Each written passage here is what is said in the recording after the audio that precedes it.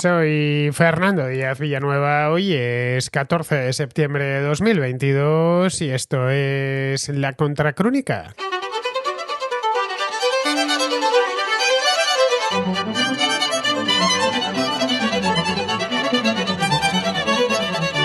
«85 concejales de las ciudades de Moscú, San Petersburgo y Kolpino han presentado una declaración en la Duma en la que acusan a Vladimir Putin de traición y piden que sea destituido a causa de la guerra en Ucrania.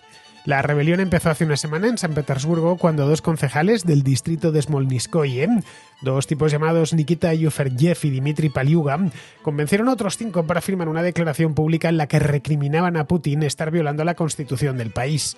Le acusaban también de haber provocado la destrucción de unidades enteras del ejército, ocasionando infinidad de víctimas y de no haber conseguido los objetivos que decía perseguir en febrero, es decir, desmilitarizar Ucrania y evitar que la OTAN siga creciendo hacia el este.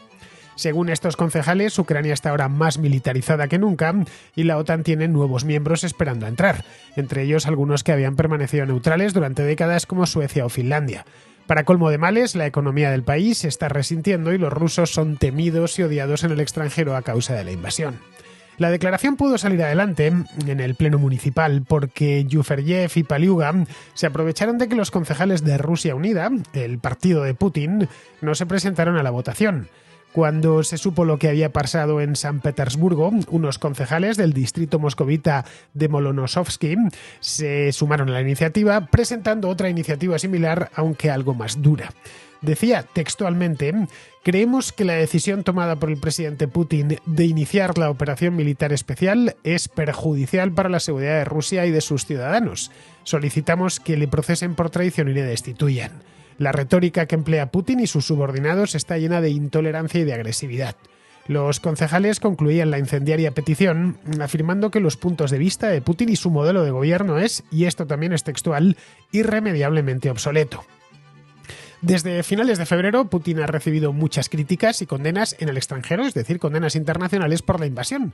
Pero esto que ha sucedido a lo largo de la última semana es la primera rebelión interna, o organizada al menos, de la que se tiene noticia. La Duma está controlada por Rusia Unida, por lo que es prácticamente imposible que atienda la petición de estos concejales, pero tiene mucho valor simbólico, ya que demuestra que no todos los rusos están de acuerdo con la invasión de Ucrania.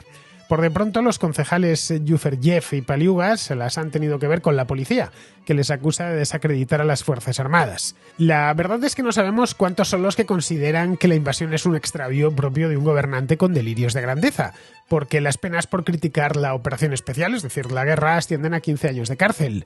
Pocos son los que se arriesgan a ser detenidos y condenados.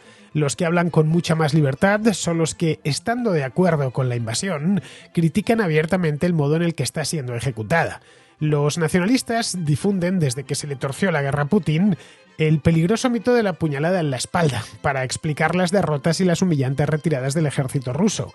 Señalan a enemigos internos que conspiran contra el país y piden que sean depurados inmediatamente. Piden también más dureza y cuestionan de forma directa el modo en el que se están llevando a cabo las operaciones militares, pero sin llegar a culpar nunca al presidente. Tienen además muchos medios a su disposición y son muy fuertes en las redes sociales. Hoy por hoy, estos halcones constituyen el principal enemigo de Putin, mucho mayor, de hecho, que los concejales díscolos de Moscú y San Petersburgo.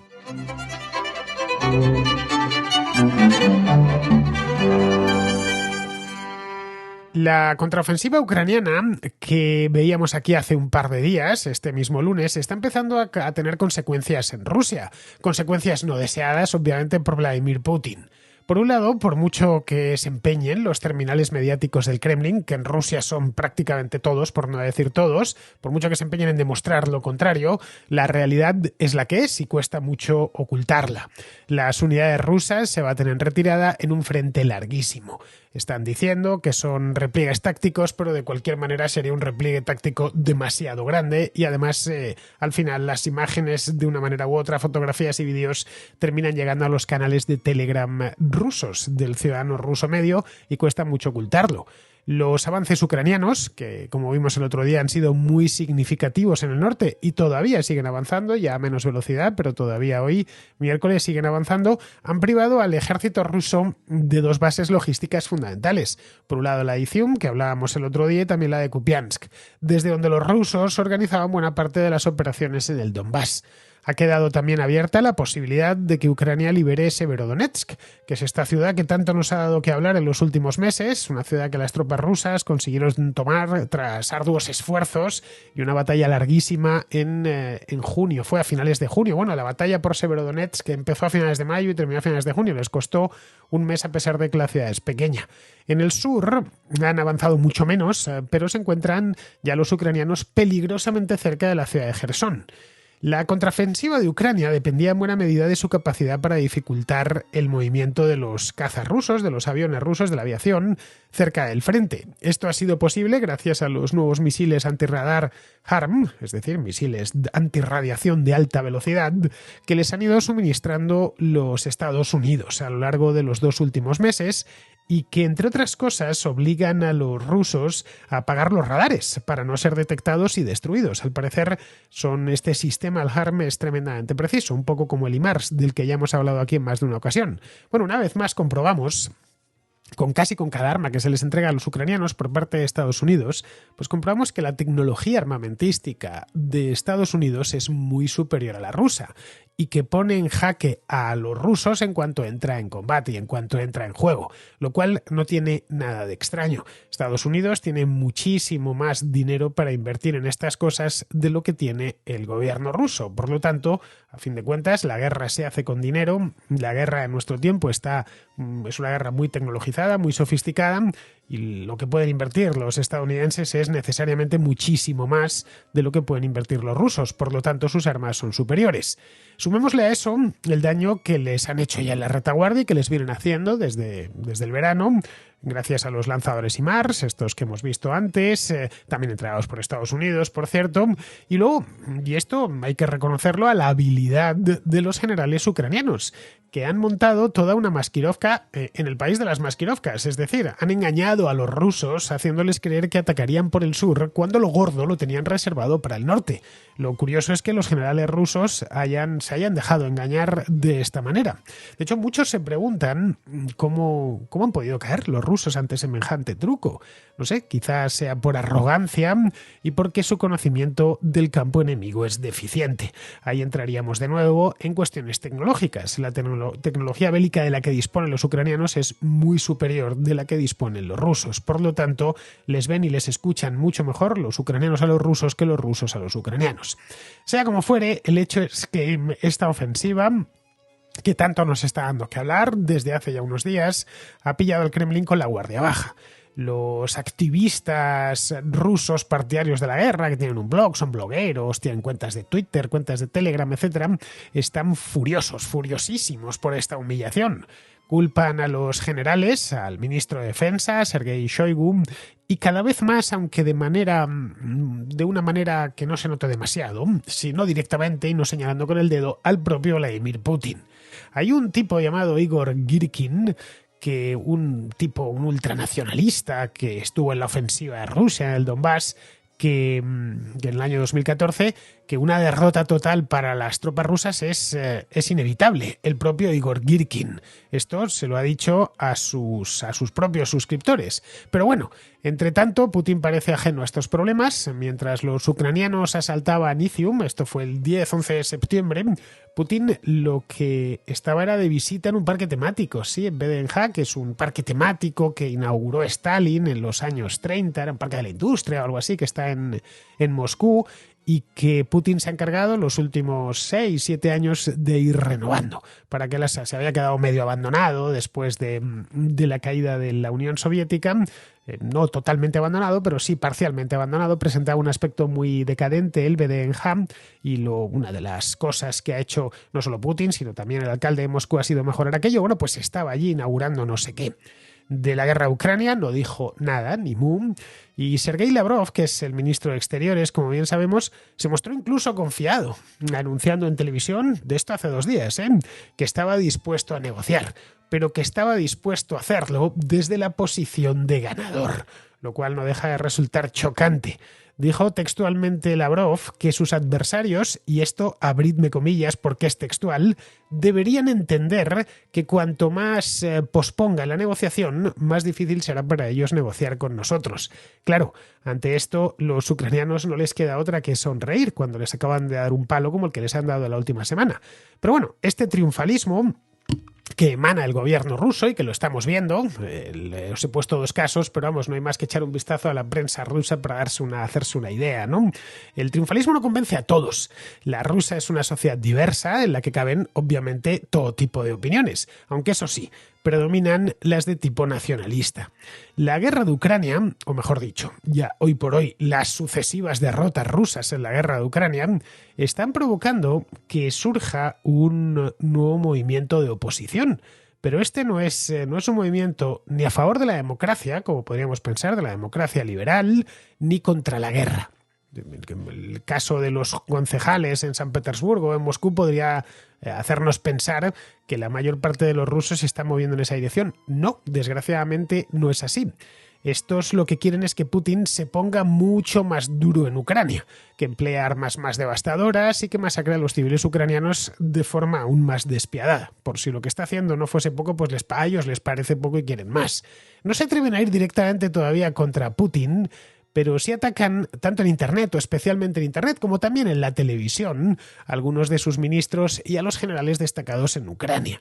Hay un programa de televisión en la televisión rusa que es muy popular en Rusia, es uno de los programas más vistos. Si tenéis una cuenta en Twitter habréis visto que muchos usuarios cuelgan fragmentos de este programa, bueno, de 2 minutos y pico, que es lo más de vídeo que se puede colocar en Twitter, y si no, pues habréis visto quizá fragmentos en otras redes sociales o en el mismo YouTube, y es realmente llamativo. Yo estoy con ese programa, por suerte lo que colocan algunos usuarios lo subtitulan en inglés, a veces incluso en castellano, y lo puedo entender porque yo de ruso no sé nada.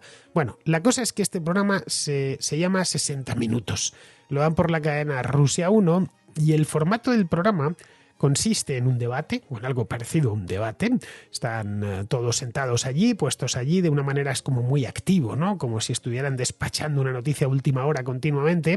Hasta se ven los grafismos y en los colores, el color es rojo y azul y blanco con los colores de la bandera rusa, ¿no? Bien, ahí acuden supuestos especialistas, en principio sobre un tema de actualidad, ¿no? La guerra de Ucrania. El programa este de 60 minutos puede hablar de la guerra de Ucrania o de los problemas, qué sé yo, con la economía china, pero desde hace meses, evidentemente, solo hablan de la guerra de Ucrania. Por eso digo que el formato y la duración es sobre el papel. La realidad es que no dura 60 minutos, sino 4 o 5 horas, y los especialistas suelen ser activistas radicales del ala más nacionalista del régimen. La cadena Rusia 1 no es una televisión privada, tampoco una televisión marginal, ni muchísimo menos. Eso es lo que yo pensé al principio, cuando empecé a ver esos vídeos que veía en Twitter, pues allá por el mes de marzo, decía, bueno, esto debe ser la típica cadena muy marginal que ven 4, ¿no? No. Tuve que ir a mirarlo y decir, no, caray, que esto es una emisora estatal, que es la heredera de Programa 2, una de las cadenas de la televisión central soviética, que le han cambiado el nombre, vamos. Al caer la URSS fue rebautizada como RTR y luego ya adquirió su nombre actual, que se llama Rusia 1. Bueno, los debates de 60 minutos son puro delirio. Más que un debate, parece un concurso para ver quién dice el disparate más grande. Lo habitual es que en este programa los participantes pidan airadamente intensificar la guerra, empleando, si fuese necesario, armas nucleares. No se cortan lo más mínimo. Pero claro, como se han creado un mundo de pura fantasía, en el que el ejército ruso es todopoderoso, capaz de cualquier cosa, pues no están encajando bien los reveses, que son reveses más que obvios, por mucho que la información oficial esté muy controlada y haya muchas cosas de las que no se puede hablar. Bueno, el hecho mismo de que la operación especial, que así es como se le domina allí, no haya concluido ya, y estamos en el mes de septiembre, es motivo de sospecha. Caray, si el ruso, para ellos, ¿se entiende? Es el mejor ejército del mundo. ¿Cómo es posible que unos vulgares ucranianos, a los que pintan como simples marionetas de Occidente y gente corrupta y depravada, pues que gente así les esté no derrotando, porque la derrota no la admiten, pero sí al menos les esté plantando cara de esa manera?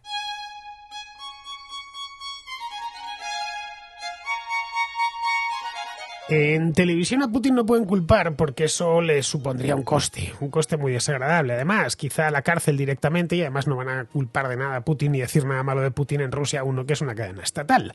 Así que se están abonando a un relato muy peligroso que tiene sus precedentes. El relato de la puñalada en la espalda, la Dolchstoß, famosísima en la historiografía del Tercer Reich. Vamos, la han tratado todos los autores. Esta es una teoría de la conspiración alemana muy popular tras la Primera Guerra Mundial, que culpaba de la derrota de Alemania, del Imperio Alemán, no al Kaiser, que se había metido en la guerra de manera un tanto insensata, o a sus generales, a Ludendorff, a Hindenburg, etc. No, ellos no habían tenido la culpa de nada. La culpa de la derrota del Imperio Alemán en la Primera Guerra Mundial había sido de una serie de enemigos internos, básicamente los políticos liberales y socialdemócratas, y sobre todo y especialmente los judíos.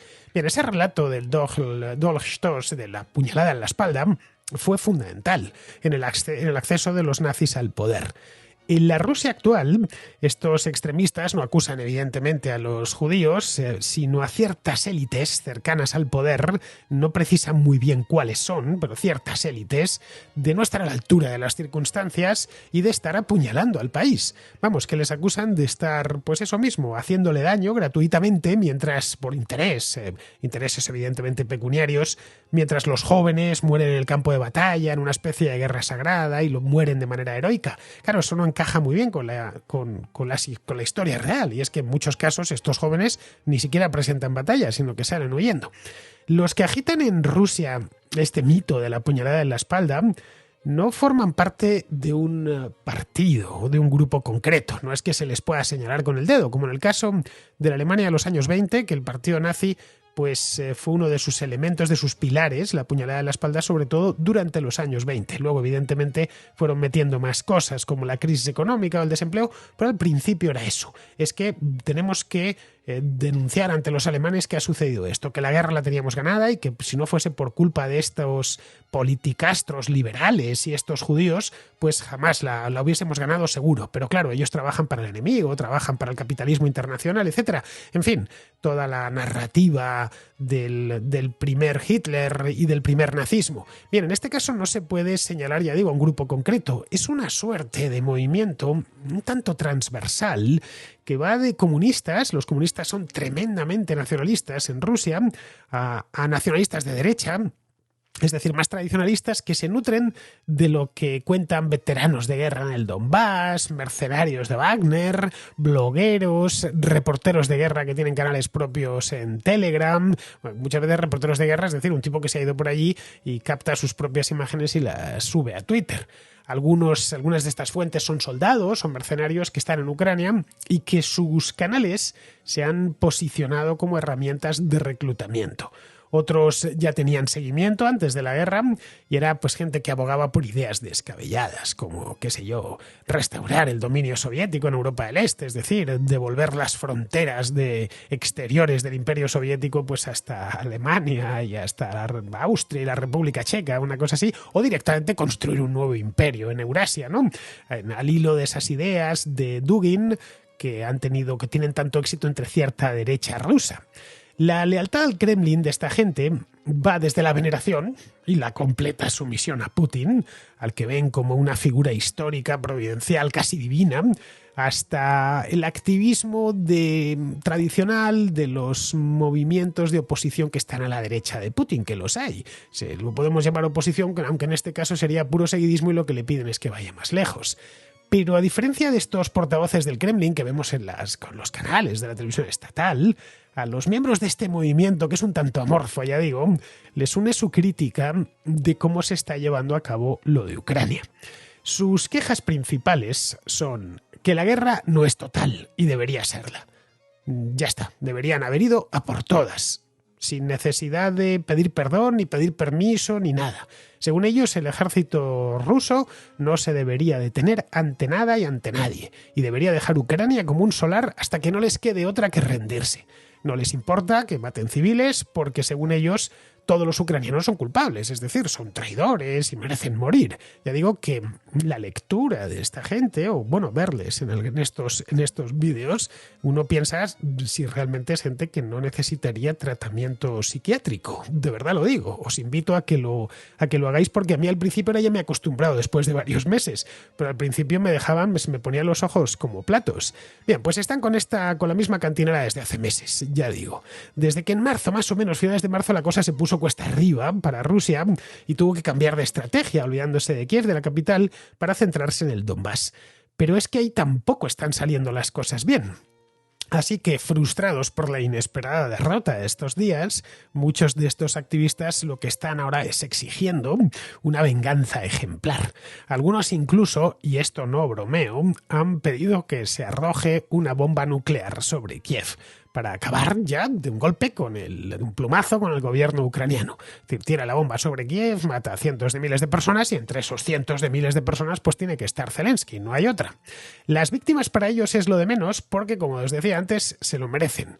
Los ucranianos los describen como ocupantes ilegales en tierras imperiales rusas o, bueno, directamente seguidores de unos nazis que gobiernan en Ucrania. Dicen que sus ciudades tienen que ser devueltas a la edad de piedra, mientras que las masacres contra los civiles, algunos las denominan alegremente matanzas de cerdos. Esto es tal cual. No tenéis más que buscarlo y lo encontraréis. Para leer este tipo de cosas, ojo, tampoco hace falta ir a perfiles rusos, ¿eh? Yo los he leído en perfecto castellano en las redes sociales, bueno, y en los comentarios de mi propio canal de YouTube, a través del cual estaréis escuchando muchos este programa. Vamos, hispanohablantes, tanto de este lado como del otro del Atlántico, que comulgan a pies juntillas con este relato y lo difunden por las redes, generalmente de muy malas formas. Es decir, que van más allá de la propaganda del Kremlin, que se meten algo mucho más duro todas las mañanas. La mayor parte de estos activistas, los que emiten toda esta información, suelen tener canales de Telegram, que es una aplicación tremendamente popular en Rusia, entre otras cosas porque la crearon dos rusos. Tienen también cuentas de Twitter y a veces tienen un blog. Suelen ser por lo general desconocidos en Occidente. Nadie se los suele tomar en serio, pero no pasan desapercibidos para los analistas occidentales, especialmente para los analistas occidentales que hablan ruso. Por lo general se hacen eco de los fracasos militares rusos, en las propias redes sociales. Ponen imágenes que la agencia TASS jamás pondría. ¿Para qué lo hacen? Pues lo hacen con la idea, la esperanza de incitar al Kremlin a ir más allá. Algunos, de hecho, se han convertido en fuentes muy fiables de lo que está pasando en el frente. Bueno, esto evidentemente contrasta con el triunfalismo oficial, que es muy anodino, que no tiene nos va todo muy bien y esto se va a acabar pronto. Hay uno que sigo yo en Twitter, os hablaba antes de él, Igor Girkin, que es todo un personaje. Al parecer es un oficial retirado, un personaje siniestro, pero un personaje. Al parecer es un oficial retirado del ejército que participó en la guerra del Donbass. Su nombre de guerra es Strelkov. Él mismo cuenta cómo hizo estallar aquella guerra, reclutando población local para rebelarse contra el gobierno ucraniano. Bueno, a resultas de esto le hicieron ministro de Defensa en la República Popular de Donetsk. No le duró mucho, estuvo de ministro de Defensa unos pocos meses y luego le cesaron. Volvió a Moscú y allí se estableció ya pues como lo que soy, como activista y como agitador de extrema derecha. Bien, en Twitter a este hombre, a Igor Girkin, le siguen nada menos que 200.000 usuarios y en su canal de Telegram tiene 500.000 de suscriptores. Yo le sigo en Twitter, no le sigo en Telegram porque Telegram no lo entiendo porque lo pone todo en ruso, mientras que en Twitter tengo la ventaja de que tiene un traductor estupendo, no tienes más que pinchar en el tweet, traducir tweet y te da una traducción muy decente, muy potable del ruso y de cualquier otro idioma. Bien, pues Girkin es partidario de una movilización general, porque de lo contrario está convencido de que no ganará esta guerra. Es más, él da por hecho que como siga todo igual ya está perdida. Evita, eso sí, Girkin, criticar directamente a Putin, pero sí que lo hace, por ejemplo, con Sergei Shoigu, con el ministro de Defensa, al que llama general de madera. Lo curioso es que, a pesar de que las críticas contra la forma en la que el gobierno está librando la guerra son continuas, todavía no se ha detenido a ninguno de estos activistas. No sabemos por qué, seguramente porque con Putin no suelen meterse, esa es la verdad, y quizá porque temen que, dado el gran número de seguidores que tienen, solo Girkin, ya digo, 500.000 en el Telegram y 200.000 en Twitter. Bueno, evidentemente no todos son rusos, uno de ellos soy yo, ¿no? Y me consta que otros españoles le siguen. Pero bueno, que es mucha gente la que hay detrás, pues que esto ocasione fisuras en el bando patriota, que la oposición pro-occidental, que también la hay, aunque esa está muy callada, podría aprovechar. Lo que no sabemos es hasta dónde está dispuesto a tolerar Putin a sus propios halcones. Pero ese relato tan tóxico podría terminar cobrando vida propia, especialmente si Rusia pierde la guerra, algo que hace unos meses era impensable y que hoy se contempla como una posibilidad. Lo que ya se ha producido es la desconexión definitiva entre la propaganda oficial, que en marzo hablaba de una operación especial que iba a ser fácil y exitosa desde el principio, vamos, que iban a desalojar a Zelensky y compañía en cuestión de un fin de semana, de una semana como mucho, y la realidad de una guerra larga, que está costando mucho dinero, que se está cobrando muchas víctimas y que además se ha sustanciado en una cadena de inexplicables retiradas y derrotas. A partir de ahí, si al final se produce la derrota final, que se tienen que retirar, vamos, muchos rusos buscarán a alguien a quien culpar. Caray, miremos de vuelta lo que pasó en Alemania en los años 20. En aquel entonces, la combinación de la derrota militar en la Primera Guerra Mundial, la humillación nacional subsiguiente y el colapso económico, pues aquel fue el caldo de cultivo idóneo para que movimientos extremistas de extrema derecha que hablaban de la puñalada por la espalda se activasen y terminasen en última instancia haciéndose con el poder. La derrota de Rusia, los apuros económicos derivados de las sanciones y la pérdida del estatus de gran potencia a manos de un país cuya existencia el Kremlin ni siquiera reconoce, sería un terreno muy fértil, extraordinariamente fértil para los extremistas. Si cae el gobierno de Putin, sus halcones querrán heredar el régimen. Hoy por hoy, como os decía antes, son la única oposición, entre comillas, que queda en Rusia.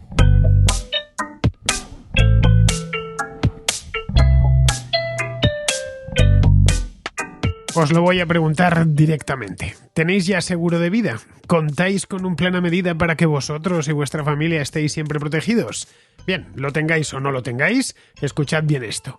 El seguro de vida Contigo Familia de National Nederlanden evoluciona contigo en todo momento.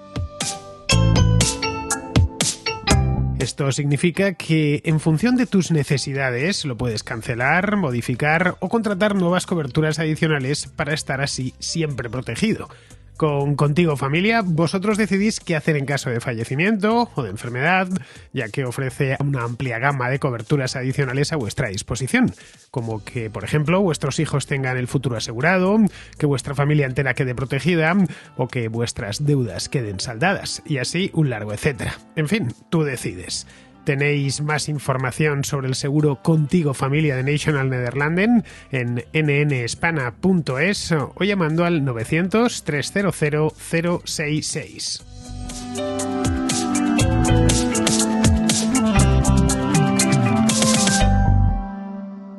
Vamos con la contrarréplica. Empezamos con Alfonso, que está en el Reino Unido y que nos comenta el tema del control de precios. Y bueno, como se puede imaginar, pues ahora mismo todo está enfocado al tema del fallecimiento de la reina Isabel II y con la preparación del funeral que se celebrará el lunes. Pero mi mensaje lo quiero enfocar más en el tema que ahora mismo está ocupando a los medios de comunicación con el tema del control de precios o el topar los precios, como quiera que lo llame el gobierno. Y bueno, estando mínimamente informado, pues las declaraciones de Yolanda Díaz respecto a que se inflan los precios de, por ejemplo, alimentos básicos, como pueden ser frutas y verduras, en los supermercados, pues cualquiera que sepa un poco de economía, yo no sé nada, pero entiendo que producir una naranja, recolectarla, transportarla, refrigerarla, quizá incluso las tengan que limpiar, llevarlas al punto de venta, en un supermercado que paga el alquiler del local, etcétera, etcétera, y al personal y todo eso, pues bueno, pues es lógico que si la naranja en el árbol cuesta 20 céntimos, luego en el supermercado pues a lo mejor la naranja cueste, pues no sé, 1,50 € o quizá menos, la verdad que no lo sé, simplemente un ejemplo. Mi pregunta es la siguiente, o sea, yo entiendo que a lo mejor Yolanda Díaz, que no sé qué formación tiene, desde luego económica aparentemente no tiene formación económica, entonces este tipo de cosas aparentemente no las sabe o juega al despiste y hace como que no las sabe, pero debería saberlas. Pero yo lo que me pregunto es el ministro de Consumo incluso el presidente del gobierno, que se supone que son licenciados en economía, ellos como no saben estas cosas. ¿Cómo es posible que gente licenciada, que tiene doctorados y en fin, que se supone que han estudiado economía en la universidad, no tengan este conocimiento básico? ¿Qué estudiaron entonces cuando estaban en la universidad? Hombre, nos consta que Pedro Sánchez plagió su tesis doctoral, pero ¿y Garzón, el ministro de Consumo? ¿Qué es lo que hizo? ¿Qué es lo que estudió? ¿Qué libros leyó? ¿Qué exámenes pasó para obtener el título de economista? Y luego para acceder al doctorado. Son cosas que no comprendo, porque, a ver, yo soy un ignorante, completo ignorante, tengo mi carrera universitaria que no está relacionada con nada con la empresa, ni con la economía, ni nada de eso, pero estas personas, estos gobernantes, estos ministros, se supone que tienen una formación universitaria y tienen doctorado. Entonces, la verdad que te dejan un poco perplejo. A ver si tú puedes arrojar luz a este respecto. Y nada, simplemente darte la enhorabuena por tu programa y mandarte un saludo desde Inglaterra. Esto de atacar a los supermercados es un clásico de Podemos, Alfonso. Recuerdo que antes de la pandemia, enero de 2020, ya les dio por ahí, por atacar a Mercadona exactamente, porque según ellos vendía muy caro. Y decían también que los distribuidores se lo llevaban crudo, cuando al agricultor le llegaba muy poco. La gente de Podemos está siempre buscando un conflicto. Necesita un malo para poderle atacar y colocarse ellos como los buenos y los salvadores. Es una táctica muy marxista que les funcionaba más antes que ahora.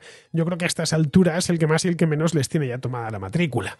Los de Podemos saben que si no tienen conflicto, pues lo tienen más complicado, ¿no? Así que lo buscan activamente. Luego tienen otra cosa curiosa, y es que ellos no tienen nunca la culpa de nada. Cuando estaban en la oposición no se les podía culpar, claro, porque estaban en la oposición, ¿no? Pero es que llevan en el gobierno casi 3 años, y digo yo que algo de culpa tendrán en torno a todo lo malo que está sucediendo en general con la economía y con la inflación. El hecho es que la gente está preocupada, estamos preocupados, porque vamos al supermercado y vemos que todo está mucho más caro que hace un año. No digamos ya que hace 2 o 3, cuando los de Podemos se quejaban de que el mercado era muy caro. Y claro, aquí pues tenemos a esta gente buscando responsables y buscando culpables, como no podía ser de otra manera. Y es más fácil culpar siempre al vendedor final, porque es al que todos identificamos. Si yo antes gastaba en la cesta de la compra, que ha sido 40 euros, o sea, tengo que gastar 55, pues ese dinero no se lo doy a los proveedores originales ni al transportista, se lo doy al supermercado, que es el que los pone a mi disposición. De ahí que eso sea un clásico, el atacar al minorista. Es un clásico de entre los comunistas, por lo menos. Le acusan de especular, le acusan de subir los precios caprichosamente para enriquecerse, le acusan de acaparar. En ningún momento se plantean que lo que hace el supermercado es repercutir sus costes. Ya nada más. Si Mercadona tiene que comprar los tomates más caros, pues me los venderá más caros a mí. La razón por la que los tomates son más caros es fácil de entender. La inflación afecta ya a todo el tejido económico. Empezó en la energía y de ahí se ha ido expandiendo, por lo que la cadena de valor entera está inflada. Te preguntas cómo puede ser que algunos miembros del gobierno, caso de Alberto Garzón, no entienden esto habiendo estudiado economía, algunas veces hasta siendo doctores en economía. Pues no sé, Alfonso, si es una pregunta retórica. La cuestión no es estudiar economía en la universidad, la cuestión es aplicar sentido común y observar, sobre todo observar cómo funciona la economía. Cualquier pastor de ovejas sabe mucho mejor cómo funciona la economía que Alberto Garzón o que su hermano, para quien la inflación era una bendición, era algo que debía llegar cuanto antes. Ojo, esto no lo decía hace no tanto tiempo, ahí están sus tweets, y que últimamente anda muy callado con este tema. Claro, es que ahora ya sabemos lo que es la inflación, hace 3 años no lo sabíamos. Hace no tanto tiempo pedían inflación porque entendían en su simpleza que la inflación era buena, ya que había más dinero en el mercado, sin caer en la cuenta de que cuando hay más dinero en el circuito los precios tienden a subir. La inflación, lo he dicho aquí en más de una ocasión, no es que los precios suban, esa es su consecuencia. La inflación es que la unidad monetaria, en nuestro caso el euro, ha perdido valor y como consecuencia los precios suben. Algo tan elemental no lo entienden o no lo quieren entender, porque claro, si lo entendiesen, pues dejarían de ser comunistas y a ver de qué iban a vivir. Bien, seguimos con Carmelo, que es de Logroño, que nos trae el tema este de la muerte de Isabel II y cómo la están homenajeando en Escocia. Bien, a partir de aquí se hace una pregunta sobre si en España homenajearíamos igualmente a un monarca fallecido. Hola Fernando, buenos días desde Logroño. Te mandaba esta nota de voz un poco sorprendido y desde mi desconocimiento prácticamente absoluto de Inglaterra y de las costumbres de la monarquía y de la sociología también de Inglaterra, Escocia, etcétera. pues lo que te decía, sorprendido, ¿no? De que los 4 hijos pues están haciendo la vigilia a su madre, la reina Isabel, en Edimburgo, ¿no? Todo rodeado de un gran boato, ceremonias, etcétera. Y luego me sorprende también el apoyo, el cariño que le demuestra la gente, los escoceses, ¿no? Entonces, tratando de hacer una analogía aquí, y es como si se muere el rey de España y su cadáver está no sé, en Bilbao, y todos los vizcaínos y vascos en general pues le dan pasan por allí a mostrar su respeto. No acabo de imaginar, no acabo de verlo, pero ahí está pasando en Escocia, ¿no? Entonces, pues si puedes comentar un poco esto, a qué se debe, qué diferencias puede haber o hay entre Escocia y España entre Inglaterra y España, para que esto pase allí, y a mí no se me pasa por la cabeza que esto se diese aquí. Nada, sin más era esta cosa. Un saludo y muchas gracias por todo. Pues en esto, Carmelo, hay varias cosas que deberíamos tener en cuenta. La primera y fundamental la comentaba ayer, y es que Isabel II era una mujer muy respetada. Incluso los republicanos en el Reino Unido, que también los hay, la respetaban. Bueno, llevaba ahí toda la vida, 70 años, y prácticamente todos los británicos no han conocido otra reina. Caray, eso importa. Era una mujer con muchísima autoridad, así que es normal que los escoceses estén mostrando ese respeto hacia la reina. La segunda es que Escocia, evidentemente, tiene un problema de independentismo, pero que solo afecta a la mitad de la población, algo menos de la mitad de la población. La otra mitad quiere permanecer dentro del Reino Unido. Entiendo que si preguntásemos a los que han ido a los cortejos fúnebres varios por Escocia, si les preguntásemos si están a favor o en contra de salir del Reino Unido, la mayoría nos dirán que están a favor de permanecer dentro. Si los independentistas hubieran salido a manifestarse estos días, pues la verdad es que a quemar Union Jacks y estas cosas creo que no se hubieran hecho ningún favor. Hubiera sido algo de muy mala educación y no les hubiese beneficiado. Luego la tercera cosa es que la reina ha ido a morir a Escocia. No ha muerto en Londres o en cualquier otro sitio. No, en Escocia. Eso entiendo que a muchos escoceses pues les crea cierto orgullo. No puede ser de otra manera, ¿no? Que la reina, el hecho no ya de morir allí, sino que pasase tantos meses al año en Escocia, en el castillo de Balmoral, donde solía pasar los veranos, en una región que le gustaba, montaba a caballo, etcétera, ¿no? Así que es normal que sientan cierto orgullo, ¿no? Bien, en el caso de que un rey de España, un rey querido y respetado, por supuesto, evidentemente, pues tienes que imaginar un rey, tenemos que hacer la comparación igual a igual, pues muriese, no sé, en San Sebastián o en Cataluña, pues yo creo que sucedería algo parecido. En ambas regiones, aproximadamente la mitad de la población quiere independizarse y la otra mitad quiere permanecer dentro de España. Así que saldrían a la calle los que quieren permanecer dentro de España a rendir tributo al difunto, y el resto pues evitarían significarse. Aquí, de cualquier modo, sí que habría una excepción. Y es que tanto en el País Vasco como en Cataluña hay una minoría muy ruidosa, batasunizada y mimada desde el poder, pero que no deja de ser una minoría. Eso seguramente saldrían a quemar banderas y cosas por el estilo, y a insultar y demás. Pero eso sería, pues eso mismo, una minoría. El resto de la población o se quedaría en su casa o saldría a presentar sus respetos, ¿no? Mira, en el País Vasco, a Bildu, en las últimas elecciones autonómicas, en 2020, hace poco, le votaron 249.000 personas. Eso hace el 27% de todos los que fueron a votar, que no fueron muchos, fue la mitad del censo, pero solo el 11% de la población. Es decir, que de promedio es votante de Bildu solo 1 de cada 10 personas que te encuentras por la calle en el País Vasco. En los pueblos de Vizcaya y Guipúzcoa pues será algo más, y en las ciudades y en las capitales algo menos. Partidarios de la independencia, esto según las encuestas, no lo sabemos porque no se ha hecho nunca un referéndum, ¿no? Pero vamos, pues al igual que en Escocia, lo sabemos por las encuestas, porque el referéndum queda ya un poco lejos, queda en 2014. Bien, según las encuestas, y se hacen todos los años, una que hizo el gobierno vasco en marzo de este año, el 22% estaba claramente a favor en el País Vasco, ¿eh? El 40% claramente en contra, y el resto, es decir, un 38%, ni sabe ni contesta o lo deja en el aire dependiendo de las circunstancias. Así que esa es la situación del País Vasco a día de hoy, o en marzo por lo menos. La cuestión es que muchos fuera del País Vasco están convencidos de que allí todo el mundo es independentista, y no es verdad. Es de hecho una minoría, la absolutamente independentista, pero una minoría extraordinariamente ruidosa e incansable. No se cansan nunca los tíos. En el caso de que el rey de España, ya digo, un rey equivalente a Isabel II, es decir, viejo y respetado, muriese en el País Vasco, que por cierto es un lugar estupendo para jubilarse, mucho mejor que Escocia, ya les gustaría a los ingleses tener algo como el País Vasco, como la provincia de Guipúzcoa. Bien, en ese caso, la mayor parte estoy convencido, que la mayor parte de los vascos mostrarían respeto. Vamos, 100% convencido. Con los catalanes ya no lo tengo tan estudiado porque no los conozco tan a fondo como a los vascos. Pero vamos, sospecho que sería algo similar. Los más radicales, que serían pocos, saldrían a cortar alguna calle, a quemar alguna bandera, y el resto de la gente o mostraría sus condolencias sinceras o se quedaría en su casa a sus cosas.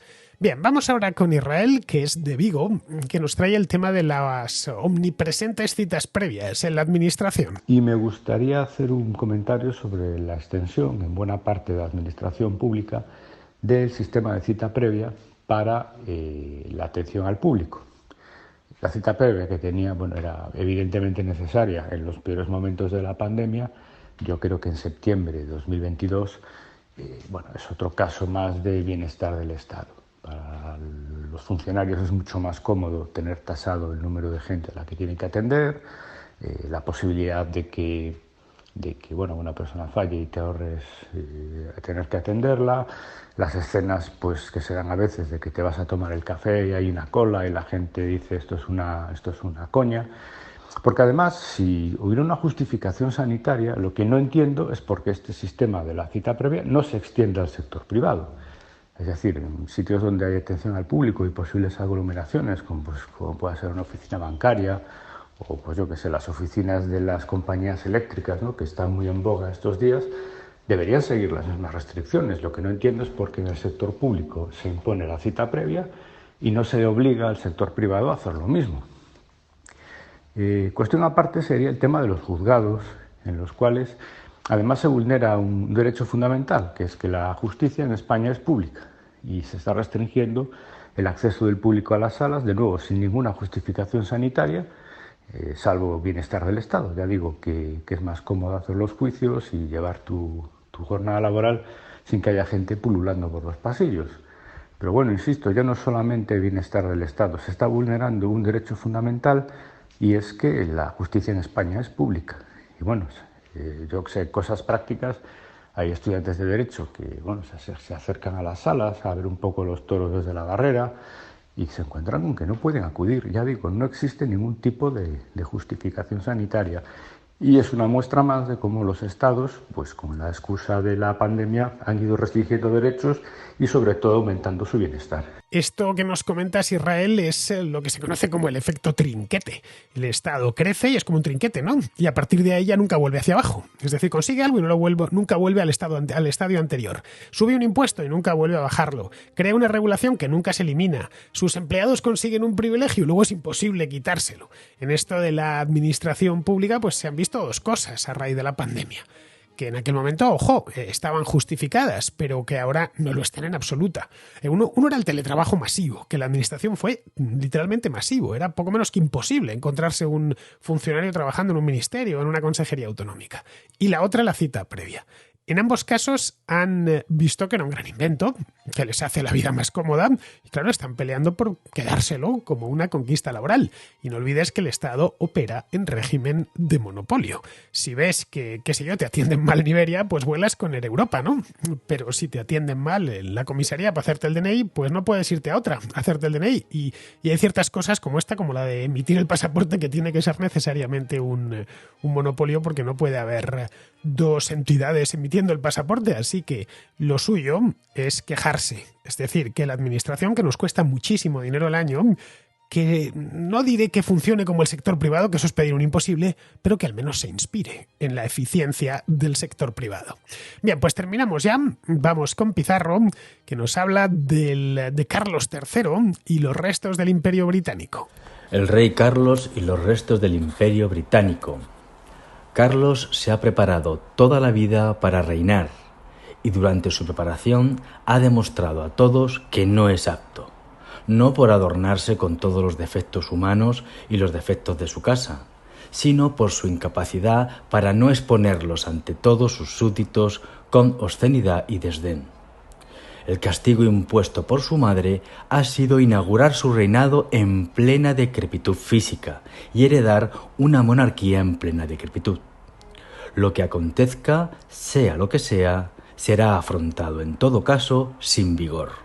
Un cordial saludo de Pizarro. Y con esto, queridos amigos, terminamos ya. Estamos a 14, mañana 15, cruzamos el Ecuador del mes de septiembre, así que me despido de vosotros. Hasta mañana.